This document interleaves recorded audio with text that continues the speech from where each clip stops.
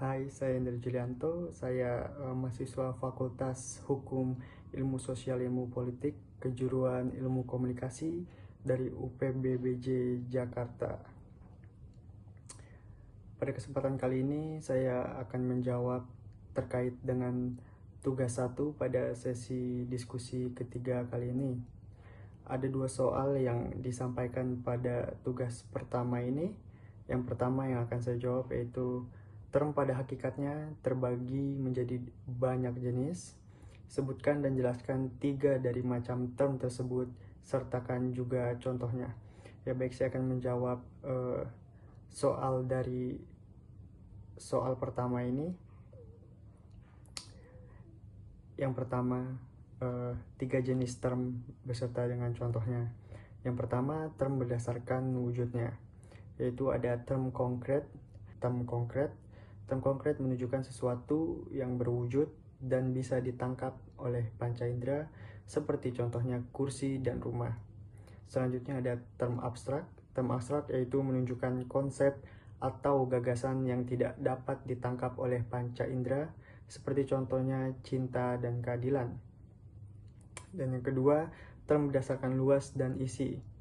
Term berdasarkan luas dan isi yaitu ada term umum atau generik, berlaku untuk banyak individu dalam satu kelas atau kelompok, seperti contohnya manusia mencakup dengan semua orang. Selanjutnya ada term khusus atau term spesifik, yaitu berlaku hanya untuk satu individu atau sekelompok kecil individu. Contohnya itu seperti presiden Indonesia, itu termasuk dalam term khusus atau spesifik. Dan yang ketiga, term berdasarkan sifatnya. Term berdasarkan sifatnya itu terdiri dari term positif. Term positif ini menunjukkan hal yang ada atau bersifat alternatif, seperti contohnya keberanian. Selanjutnya ada juga term negatif. Term negatif yaitu menunjukkan peningkaran terhadap sesuatu. Contohnya itu seperti tidak jujur atau bukan hewan atau sesuatu yang menyangkal. Lanjut pada soal kedua, yaitu jelaskan dan berikan contoh bentuk sesat pikir atau logical fallacy. Bagaimana agar terhindar dari logical fallacy?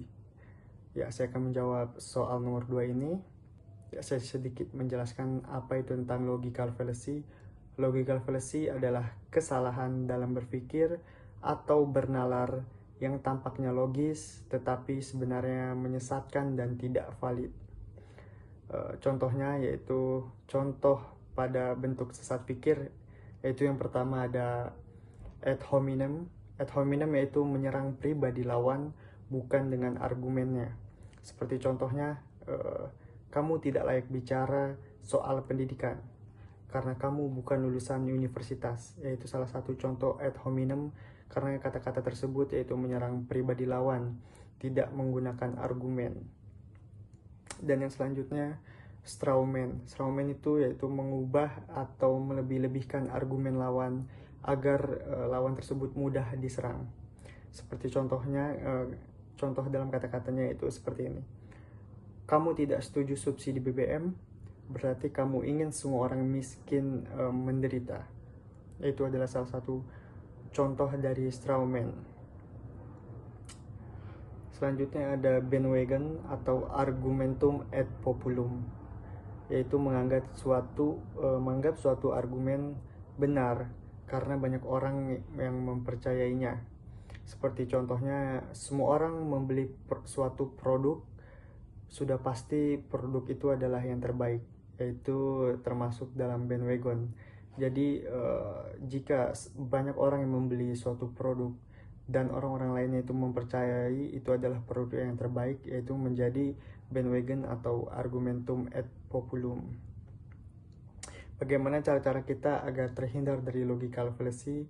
Ada beberapa cara, yaitu diantaranya pahami jenis-jenis sesat pikir itu ada apa aja, dan juga gunakan data dan argumen yang logis tentunya. Selanjutnya itu fokus pada isi argumen, bukan pada pribadi lawan. Dan selanjutnya evaluasi argumen secara kritis dan objektif. Ya, kurang lebih itu dia jawaban saya dari dua soal yang diberikan pada tugas pertama ini di sesi diskusi 3 kali ini dalam mata kuliah logika. Jika ada kesalahan atau kekurangan, mohon bantuan dan arahannya. Terima kasih.